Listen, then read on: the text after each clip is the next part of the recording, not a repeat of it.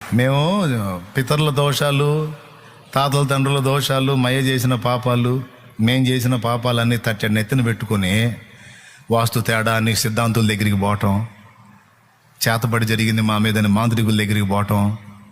ఆ ఇల్లు ఉన్నదే అవుటి ఇల్లు అయితే ఆ ఇంటిని 24 వంకలు తిప్పాం. ఏ చిన్న గొడవ జరిగినా సరే ఇల్లు పగల కొట్టడమే మా తక్షణ కర్తవ్యం. ఎందుకంటే వాస్తు తేడా.